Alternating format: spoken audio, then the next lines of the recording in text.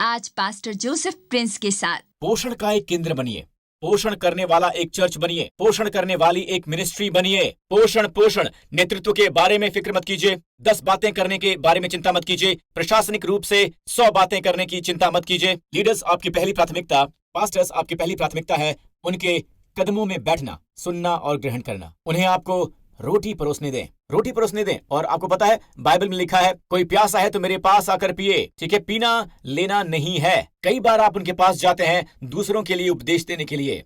हम उनके पास जाते हैं दूसरों के लिए कुछ पाने के लिए। आप दूसरे लोगों के लिए पानी ला सकते हैं और उसे पीते नहीं हैं। आप ला सकते हैं और आप अभी भी प्यास से मर रहे हैं। जी हाँ, प्यास से मर रहे हैं। आमीन। मेरे पास आकर पीजिए। आमीन। पीना व्यक्तिगत बात है। जी हाँ, पीना व्यक्तिगत उपभोग है और पीना स्वयं के लिए है। आप अपने लिए पीते हैं, दूसरों के लिए नहीं। आप बस पीते हैं अपने लिए। तो पीते जाइए, पीते जाइए, पीते जाइए, पीते जाइए और फिर आपके हृदय से निकलेंगी नदियां, जीवन के जल की नदियां निकलेंगी। वो दूसरों के लिए हैं, वो दूसरों के लिए हैं। पता है, कभी कभी किसी परिस्थिति में, किसी कॉन्फ्रेंस वगैरह में मेरा ग्रीन रूम में भाग जाने का मन करता है ताकि मैं अकेला हो सकूं, क्योंकि मुझे उस तरह की चीज की जरूरत है। मैं पास्टर्स को समझ सकता हूं जो कि मैं ये नहीं कह रहा हूं कि जिस तरह से वो उपदेश देते हैं वो गलत है। मैं ऐसा नहीं कह रहा हूं। वो उसी उपदेश का प्रचार करते हैं, राइट? ओके, पर मेरे लिए मुझे वो सुनाना है जो परमेश्वर ने कहा है, क्योंकि मेरे लिए एक बात बहुत ही जरूरी है, बहुत ही जरूरी। तो कई बार उस एक उपदेश में बहुत सारे उपदेश समाहित होते हैं, पर यह अभी अलग तरह का उपदेश है। आप समझ रहे हैं ना? तो पीजिए, पीजिए। लिम, लॉरेंस, लिम, पीते जाइए। लिम चाइनीज के लिए ड्रिंक है। हाकिन, हाकिन, हाकिन, चाइनीज, उसे ही याद किया जाता है। ठीक है।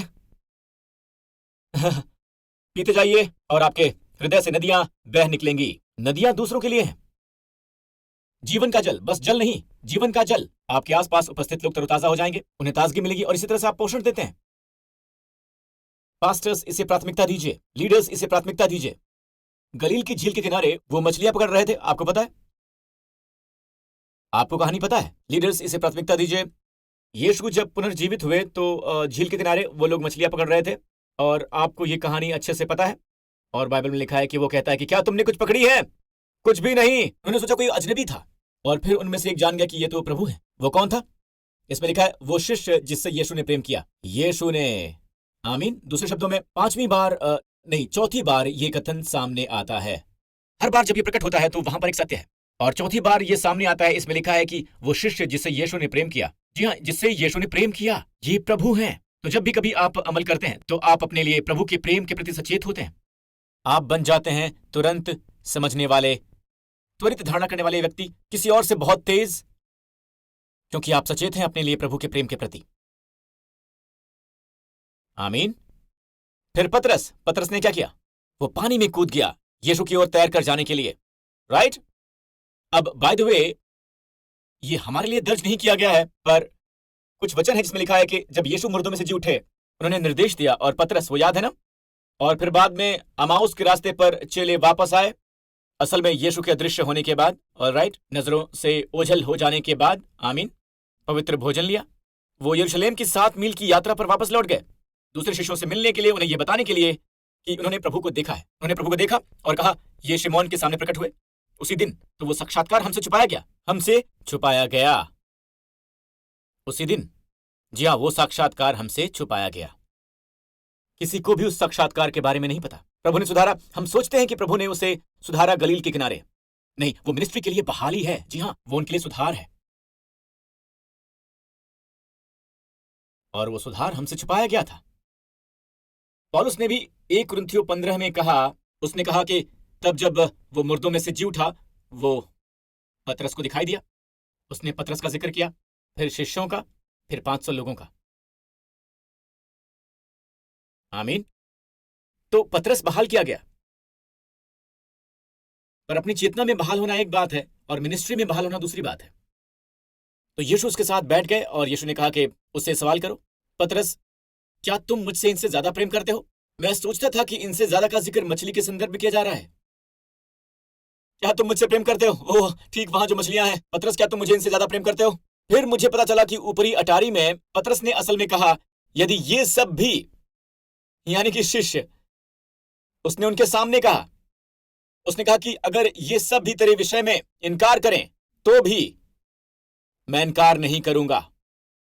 तो अब प्रभु कहते हैं कि पतरस, अब वो प्रभु से क्या कह रहे हैं कि मैं इनसे ज्यादा तुमसे प्रेम करता हूं, राइट? तुम सब लोग मेरे उपदेश को जानते हो। वो उन विश्वासियों को रिप्रेजेंट करते हैं जो बड़ाई मारते हैं प्रभु के प्रेम के लिए, और यूहन्ना डींगे मारता है अपने लिए प्रभु के प्रेम की। तो वो कहता है कि सब तेरे विषय में इनकार करें तो भी मैं नहीं करूंगा। मैं तुझसे प्रेम करता हूं। तू जहां जाएगा मैं साथ आऊंगा, बंदीगृह में भी, मृत्यु तक भी। उसने कहा कि मैं तेरे पीछे रहूंगा बंदीगृह और मृत्यु तक भी। तो प्रभु कहते हैं कि क्या तुम मुझसे इनसे अधिक प्रेम करता है? उसने लॉरेंस की तरह किया।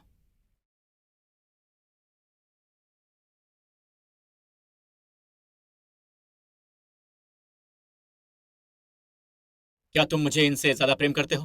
प्रभु, आपको पता है मैं फिलियो यानी प्रेम करता हूं। ग्रीक में आप इसे देख सकते हैं, अंग्रेजी में आप इसे नहीं देख सकते हैं, लेकिन असल में ग्रीक में यह होता है कि मैं तुमसे प्यार करता हूं, मैं प्रेम करता हूं। और मैंने ये एहसास किया कि मैं आपसे इस स्तर तक प्रेम करता हूं जहां मैं आपको पसंद करता हूं। मुझे आपके प्रति स्नेह है, मैं आपको पसंद करता हूं। मैं आपसे स्नेह करता हूं, मैं आपको पसंद करता हूं, मैं आपसे लगाव रखता हूं और मैं आपको चाहता हूं। यह है फिलियो। फिलियो के स्तर तक प्रभु कहते हैं कि दूसरे शब्दों में एक तरह से कह रहे हैं, तुम जानते हो कि ये मेरे लिए तुम्हारा प्रेम नहीं है, ये तुम्हारे प्रति मेरा प्रेम है। तो फिलियो के स्तर तक भी वो क्या कहते हैं?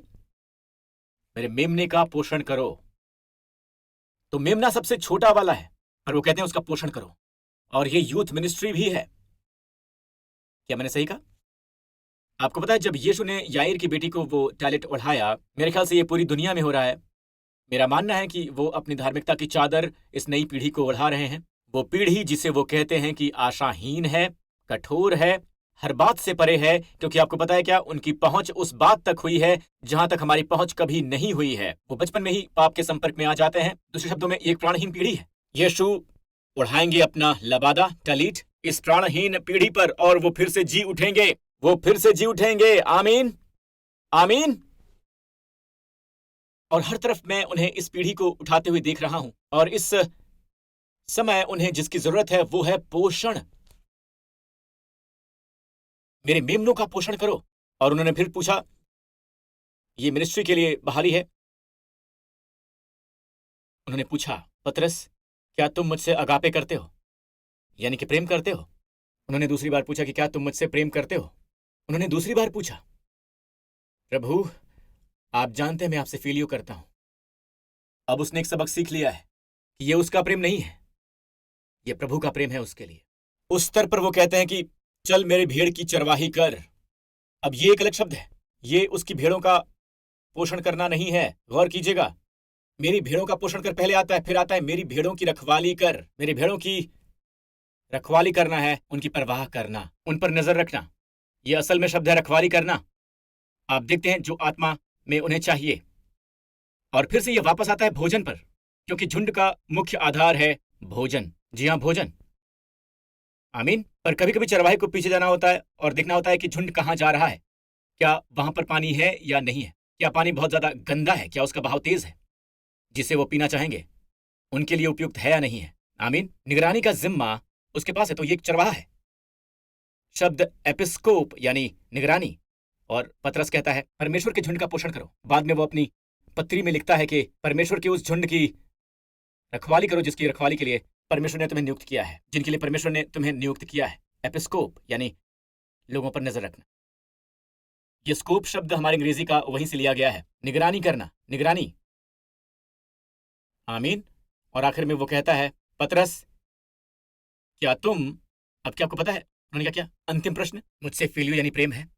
वो अपने स्तर पर आ जाता है और कहता है कि प्रभु आप सब कुछ जानते हैं, आपको सब कुछ पता है।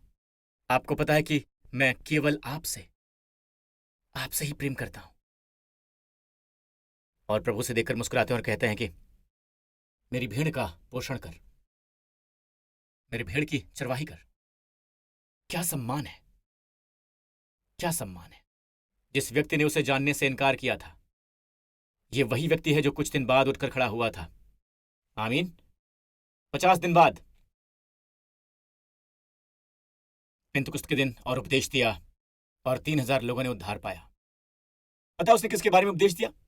उसने क्या उपदेश दिया?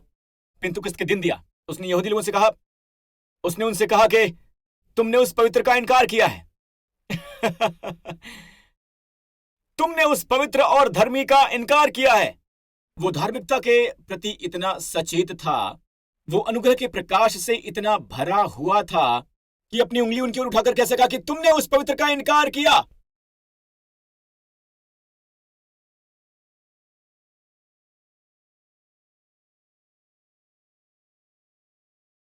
तो हम भी वैसे ही बिल्कुल हो सकते हैं कि हमारा अतीत हमें अब और प्रभावित नहीं कर सकता।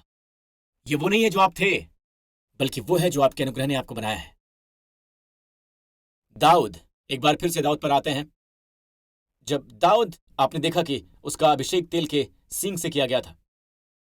जब इजराइल के पहले राजा का अभिषेक किया गया था तो उसका अभिषेक तेल की कुप्पी से किया गया था और तेल सिर पर डाला है। तो कुप्पी प्रकाशित वाक्य की पुस्तक में परमेश्वर के क्रोध की एक तस्वीर है।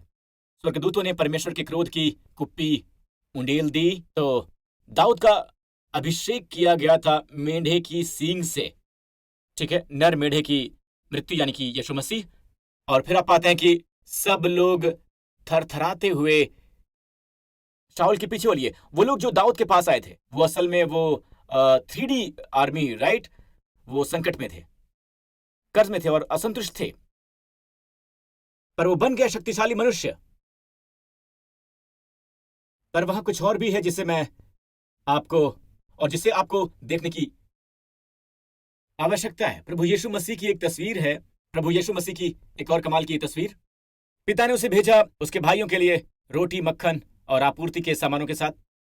पिता ने पुत्र को भेजा और हमारे प्रभु यीशु का पहला आगमन, वो एक बच्चे के रूप में आए। आमीन। जैसा कि बेतलहम में पैदा हुआ बच्चा पहले इजरायलियों के घराने में था। इसे मत भूलिए। वो कहते हैं अन्य जातियों के घर मत जाना, इजराइल के घराने में जाना। तब जब उसे नकार दिया गया, अब बेशक परमेश्वर ने इसे इस तरह से ठहराया, पर पहले इसे यहूदी होना चाहिए। वो कहते हैं पहले यहूदी से अपना वादा पूरा करो। आप मेरी बात समझ रहे हैं? तो पिता ने दाऊद को भेजा उसके भाइयों की भलाई के लिए, बिल्कुल यूसुफ की तरह। पिता ने यूसुफ को भेजा, याद है ना? याद है? उसके भाइयों की भलाई के लिए। भाई कहीं पर डेरा डाले हुए थे, उन्होंने यूसुफ को भेजा। तो फिर से ये यीशु की एक तस्वीर है। फिर जब वो वहां पर था, उसने देखा दानव को। जब यीशु आए, इजराइल को धमकाया गया।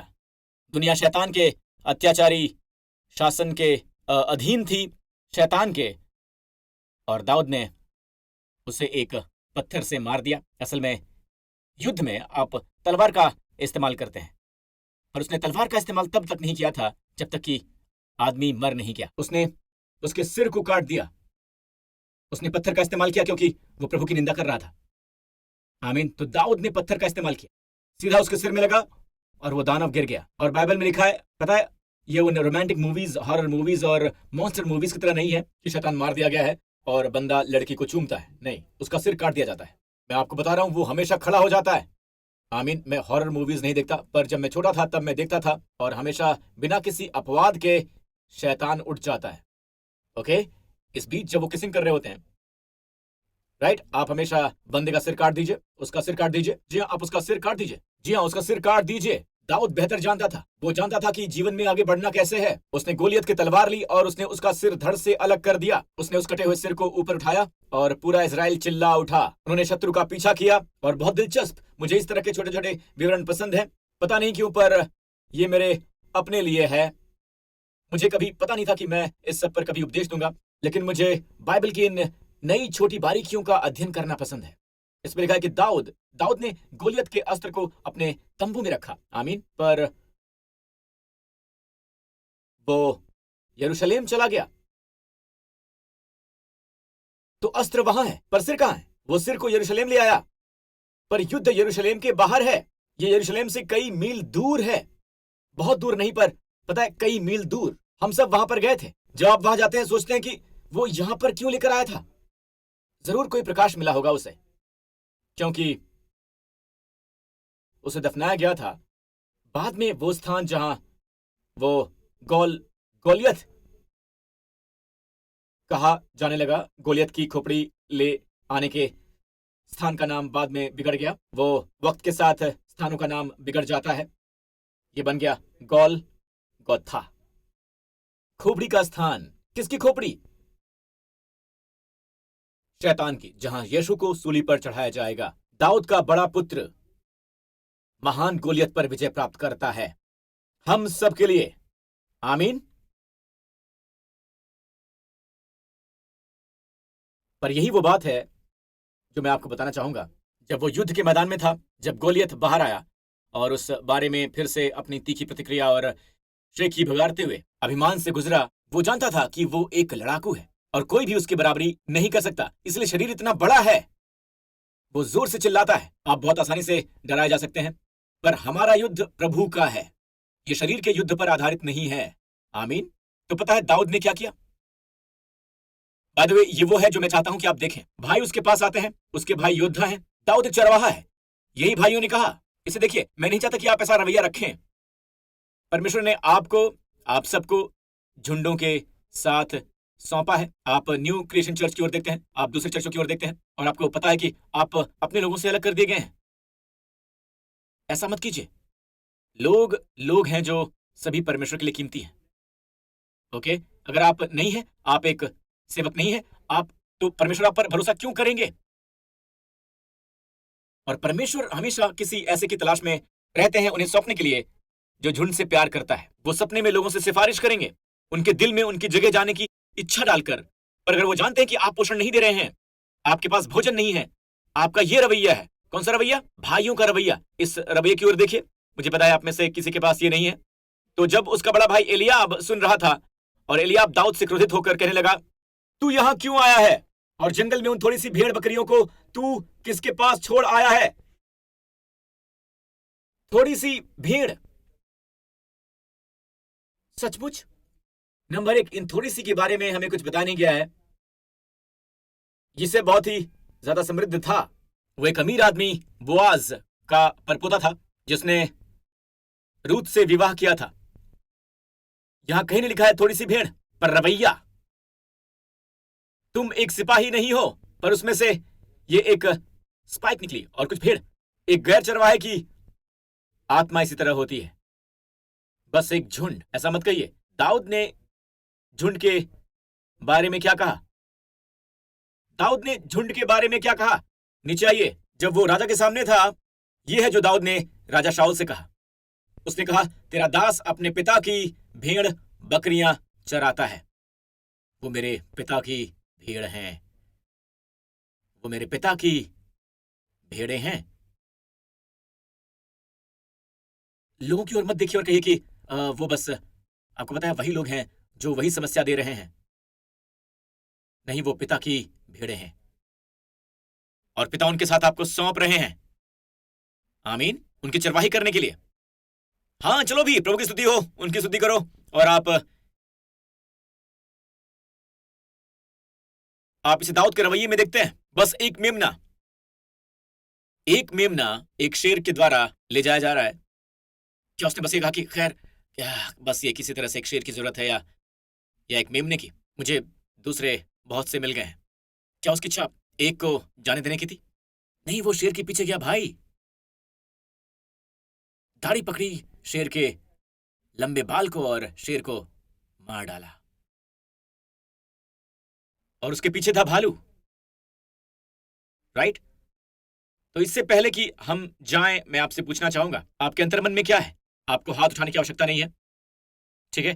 पर अपने झुंड के प्रति, अपने काम के प्रति, अपनी मिनिस्ट्री के प्रति आपका रवैया क्या है? क्या आप इस तरह से कहते हैं, ये थोड़ा सा काम, ये छोटी सी भेड़ें, या ये मेरे पिता की भेड़ें हैं, और मैं इतना सौभाग्यशाली हूं कि मुझे ये सम्मान दिया गया है, आमीन, इनकी रखवाली करने का, इन्हें पोषण देने का। मुझे पता है कि ये एक चुनौती है, मुझे पता है, बिल्कुल वैसे ही जैसे कल मैंने साझा किया। कई बार उससे पहले अजीब बातें होती हैं, पर आप इसे आत्मा को लूटने मत दीजिए, बिल्कुल नहीं। आप में से कई बार चुनौती का सामना करते हैं जब अजीब और गरीब बातें होती हैं, या जब पत्नी से झगड़ा होता है, आप जानते हैं कि ऐसी बातें होती हैं जिसे आप सामान्यतया नहीं करते हैं, राइट? बस पहले ये होती हैं। आप में से किसी के साथ हुई है? जैसा कि मैंने आपको बताया है, कई बार आधी रात को आप उठते हैं और आपका दिल जोर से धड़क रहा होता है। आप इससे गुजर चुके होंगे। आधी रात को आप उपदेश देने वाले हैं और आप उठ जाते हैं। आपको पता नहीं होता क्यों। आपको दोबारा सोना होता है क्योंकि आपको उठना है, आपको एनर्जी चाहिए, आपको रेस्ट करना है। आपको कौन जगाता है? दौरा। आमीन। तो मुझे पता है, मुझे आपको बताना होगा कि शैतान आपकी पोषण देने वाली मिनिस्ट्री से कितना डरा हुआ है, राइट? उन लोगों को पोषण देने से जो आ रहे हैं, अगर वो चरवाहे को मार सकता है तो क्या होगा? भेड़ें बिखर जाएंगी। बाय द वे, ये हमारे यीशु के बारे में कहा गया है। जब वो उन्हें बंदी बनाने के लिए आए, ये लिखा गया है कि मैं रखवाले को मारूंगा और भेड़ें तितर बितर हो जाएंगी। उन्हें तितर बितर होने की आवश्यकता नहीं है क्योंकि उन्हें मारा गया था। ये उनके बारे में लिखा गया है, उन्हें मारा गया था। आमीन। तो हमेशा याद रखिएगा, प्रभु ने वो दंड ले लिया है। आमीन। हमारा युद्ध आराम करना है। और एक बार जब आप इसे पहचान जाते हैं, कम से कम आप जान जाते हैं, पर जब तक आप इसे देख नहीं लेते हैं, आपको पता है कि क्या हो रहा था, क्या हो रहा था। पर जब तक आप इसे देख नहीं लेते हैं, आपको पता है क्या हो रहा था। निश्चित ही ये परमेश्वर नहीं थे। और ये बात ध्यान से सुनिएगा, आपके लिए एक तारीफ होनी चाहिए। शैतान के लिए मुर्दे में जान नहीं डालनी है। आमीन। परमेश्वर का धन्यवाद कीजिए। और आपको पता है कि आप झगड़ा क्यों करते हैं? अगर आप पत्नी हैं, अपने पति को समझिए, ऑलराइट? या यूं कहें कि जब सप्ताहांत नजदीक आ रहा हो तो कोई गहमा गहमी नहीं।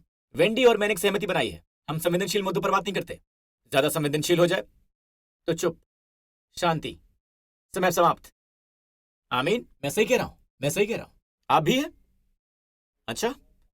और उसने इसे कल लंच में कहा। उसने और क्या कहा था? खैर, अच्छी बात है, बहुत बढ़िया, ये काफी अच्छी बात है। परमेश्वर की स्तुति हो। बढ़िया। मैं अपनी पत्नी को जानता हूं। पता है, हम एक आत्मिक युद्ध में हैं। ये एक युद्ध है, हम आत्मिक युद्ध में हैं। ये एक आत्मिक युद्ध है। यही है जो शैतान कर सकता है, आपको भटका सकता है। आमीन। बाय द वे, जैसा कि आपको पता है, रखवाले को मारो और भेड़ तितर बितर हो जाएंगी। ये जकरिया के संदर्भ में है। परमेश्वर बात कर रहे हैं, ठीक है? मेरे चरवाहे को काट, ठीक है? तलवार चला मेरे चरवाहे पर, ठीक है? पहली घटना एक ऐसी तलवार की है जो हर तरह से काटती है। अदन की वाटिका के प्रवेश द्वार को जब आदम और हव्वा को बाहर निकाला गया, आदम और हव्वा को बाहर निकाला गया, ऑलराइट? एक स्वर्गदूत था, एक चेरुबीम, एक तलवार के साथ जो हर जगह काटता है। तो तलवार बात करती है दंडाज्ञा की। और अंत में आखिरी जिक्र, यह तलवार का पहला जिक्र है, आखिरी जिक्र है जकरिया में तलवार का। चल, परमेश्वर बात कर रहे हैं, चल हे तलवार, चल और मेरे चरवाहे को काट। और चरवाहा कौन है? उनका पुत्र। और तलवार क्रूस पर उनके पुत्र के सीने में उतर गई। आमीन। तो द्वार हमारे लिए खुला हुआ है। परमेश्वर आपको आशीष दे। आमीन। हालेलुया।